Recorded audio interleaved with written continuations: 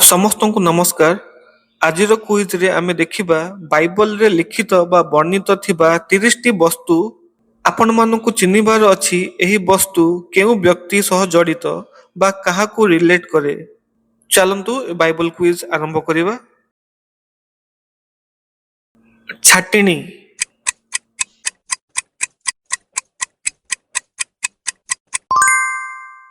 ଦାଉଦ ଛାଟିଣୀ ନେଇ ଗୋଲିୟତ ସହ ଯୁଦ୍ଧ କରିବାକୁ ଯାଇଥିଲେ। ଯଷ୍ଟି।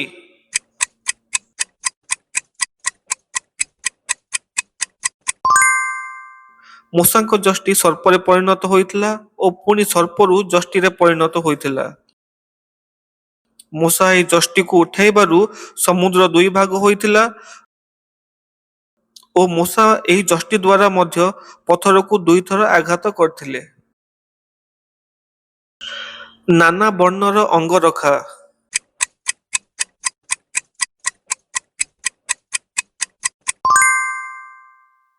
ଯାକୁବ ତାଙ୍କ ପୁଅ ଯୋସେଫକୁ ଅନ୍ୟ ପୁଅମାନଙ୍କ ଠାରୁ ଅଧିକ ସ୍ନେହ କରି ନାନା ବର୍ଣ୍ଣର ଏକ ଅଙ୍ଗରଖା ଦେଇଥିଲେ।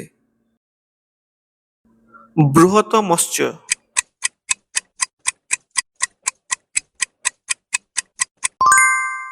ଜୁନସ ଏକ ବୃହତ ମାଛ ପେଟରେ 3 ଦିନ ଓ 3 ରାତି ରହିଥିଲେ।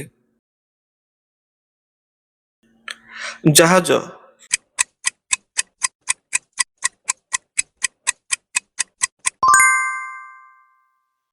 ନୋହ ଓ ତାଙ୍କ ପରିବାର ଜାହାଜ ଭିତରେ ରହି ମହାଜଳପ୍ଲାବନରୁ ରକ୍ଷା ପାଇଥିଲେ।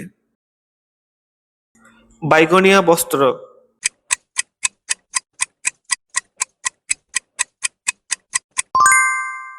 ଏହାର ଉତ୍ତର ହେଉଛି ଲୁଦିଆ।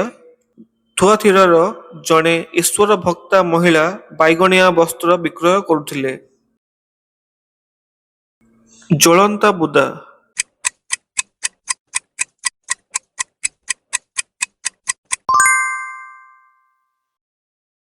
ମୂଷା ହରେବ ପର୍ବତରେ ଏକ ଜ୍ୱଳନ୍ତା ବୁଦା ଦେଖିଲେ ଯାହା ପ୍ରଜ୍ୱଳିତ ହେଉଥିଲା କିନ୍ତୁ ଦଗ୍ଧ ହେଉନଥିଲା। ଗଧ ଥୋମଣି।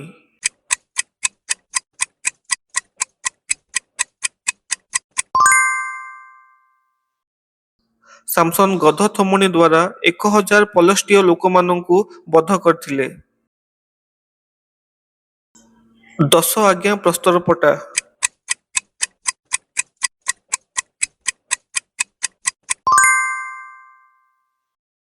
ସଦାପ୍ରଭୁ ମୂଷାଙ୍କୁ ସିନୟ ପର୍ବତ ଉପରେ ଆପଣା ଅଙ୍ଗୁଳି ଲିଖିତ 2ଟି ପ୍ରସ୍ତରପଟା ଦେଇଥିଲେ। କଣ୍ଟା ମୁକୁଟ।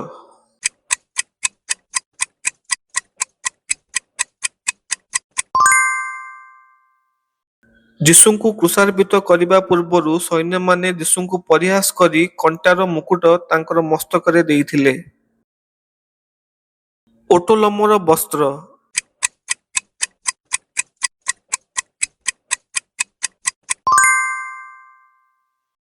ଯୋହନ ଡୁବକ ଓଟ ଲୋମର ବସ୍ତ୍ର ପିନ୍ଧୁଥିଲେ। ଡିମ୍ବିରି ବୃକ୍ଷ।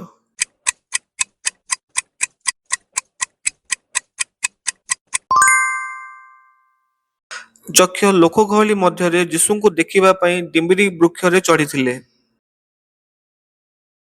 ପ୍ରଜ୍ୱଳିତ ଅଗ୍ନିକୁଣ୍ଡ।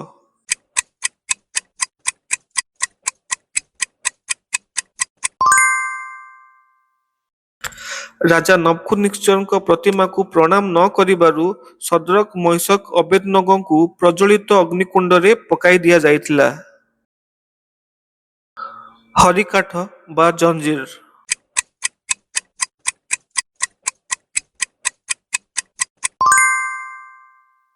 ପାଉଲ ଓ ସିଲା କାରାଗାରରେ ଥିବାବେଳେ ମହାଭୂମିକମ୍ପ ହେଲା ଓ ତାଙ୍କର ସମସ୍ତ ବନ୍ଧନ ଫିଟି ଯାଇଥିଲା।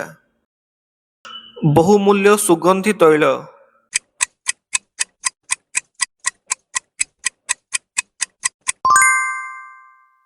ପାପିନୀ ସ୍ତ୍ରୀ ବହୁମୂଲ୍ୟ ସୁଗନ୍ଧି ତୈଳ ନେଇ ଯୀଶୁଙ୍କ ମସ୍ତକରେ ଢାଳିଥିଲେ।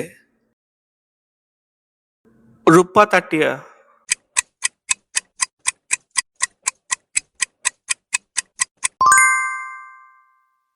ଯୋସେଫ ଆପଣା ଭାଇ ବିନ୍ୟାମିନଙ୍କ ଶସ୍ୟପଟ ମଧ୍ୟରେ ନିଜର ରୂପା ତାଟିଆ ରଖିଥିଲେ। ଖପରା।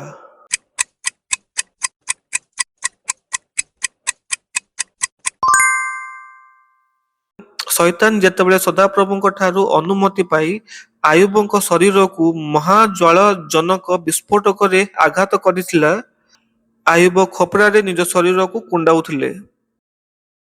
କଳସ।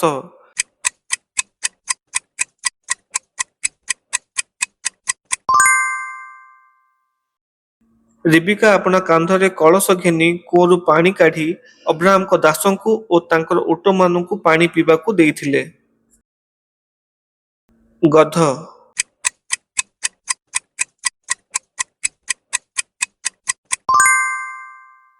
ଯୀଶୁଖ୍ରୀଷ୍ଟ ଗଧ ଉପରେ ବସି ମୃତ୍ୟୁ ପୂର୍ବରୁ ଜେରୁସାଲେମକୁ ବିଜୟ ଯାତ୍ରା କରିଥିଲେ। ବିଲିୟମଙ୍କ ଗଧ ସଦାପ୍ରଭୁଙ୍କ ଦୂତକୁ ଦେଖି ଆଗକୁ ବଢିବାକୁ ଅସମତ ହେବାରୁ ବିଲିୟମ ତାକୁ 3 ଥର ପ୍ରହାର କରିଥିଲେ। ତାପରେ ସେ ଗଧ କଥା କହିଥିଲା। ଜ୍ୱଳନ୍ତା ଅଙ୍ଗାର।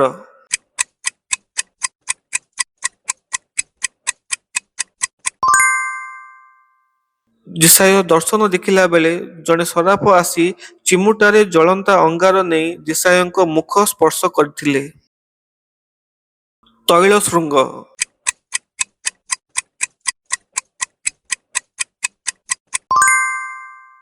ସାମୁଏଲ ତୈଳ ଶୃଙ୍ଗ ନେଇ ଦାଉଦଙ୍କୁ ଅଭିଷେକ କରିଥିଲେ। ଉପହାର।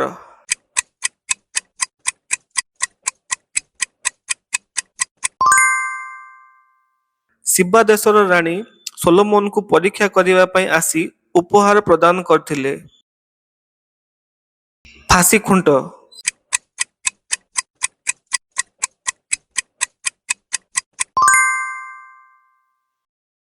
ମର୍ଦ୍ଦକଙ୍କୁ ଫାଶୀ ଦେବା ପାଇଁ ଷଡ଼ଯନ୍ତ୍ର କରି ହାମନ ଏକ 50 ହାତର ଫାଶୀ କାଠ ବନାଇଥିଲେ। ପରବର୍ତ୍ତୀ ସମୟରେ ହାମନକୁ ସେହି ଫାଶୀ କାଠରେ ଫାଶୀ ଦିଆଯାଇଥିଲା। ପ୍ରଦୀପ।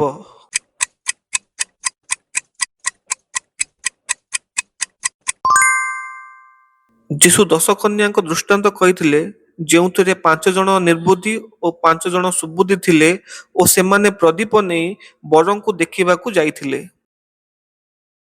ଶୁଷ୍କ ଅସ୍ଥି।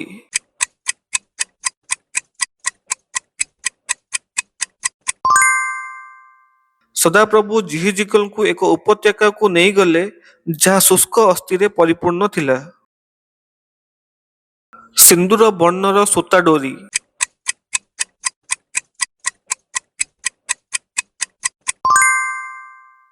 ରାହାବ ଯେଉଁ 2 ଜଣ ଇସ୍ରାଏଲୀୟ ଚୋରମାନଙ୍କୁ ଲୁଚାଇ ରଖିଥିଲେ, ସେମାନେ ରାହାବଙ୍କୁ ସିନ୍ଦୁର ବର୍ଣ୍ଣ ସୂତା ଡୋରି ତାଙ୍କ ଝର୍କାରେ ବାନ୍ଧି ରଖିବା ପାଇଁ କହିଥିଲେ। ଜିରିହୋ ନଗର ଅଧିକାର କଲା ବେଳେ ସେହି ଡୋରି ଦେଖି ତାଙ୍କୁ ଓ ତାଙ୍କ ପରିବାରକୁ ରକ୍ଷା କରାଯିବ ବୋଲି ଶପଥ କରିଥିଲେ। ଜିତ ବୃକ୍ଷର ପଲ୍ଲବ।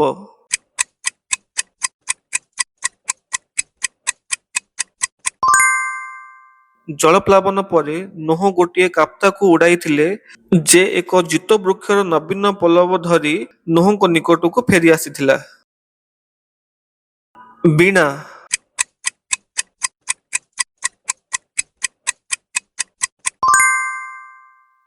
ସାଉଲଙ୍କୁ ଯେତେବେଳେ ମନ୍ଦ ଆତ୍ମା ଆକ୍ରାନ୍ତ କରୁଥିଲା, ଦାଉଦ ଆସି ବୀଣା ବଜାଉଥିଲେ ଓ ସେ ମନ୍ଦ ଆତ୍ମା ସାଉଲଙ୍କୁ ଛାଡ଼ି ପଳାଉଥିଲା। କାକ।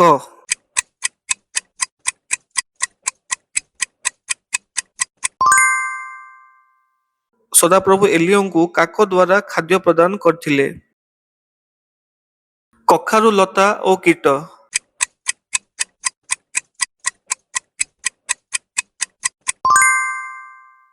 ଜୁନୁସଙ୍କୁ ଛାୟା ଦେବା ନିମନ୍ତେ ସଦାପ୍ରଭୁ ଗୋଟିଏ କଖାରୁ ଲତା ନିରୂପଣ କଲେ। ତହିଁ ଆର ଦିନ କୀଟ କଖାରୁ ଲତାକୁ କାଟି ଦେଇଥିଲା। ଯଦି ବାଇବଲରୁ ଆଉ କିଛି ବସ୍ତୁ ମୁଁ ଛାଡ଼ି ଦେଇଛି ତାହେଲେ ଆପଣମାନେ ମୋତେ କମେଣ୍ଟରେ ଜଣାଇ ପାରିବେ। ଭିଡ଼ିଓଟି ଦେଖିଥିବାରୁ ଆପଣମାନେ ସମସ୍ତଙ୍କୁ ବହୁତ ବହୁତ ଧନ୍ୟବାଦ। ସମସ୍ତଙ୍କୁ ନମସ୍କାର।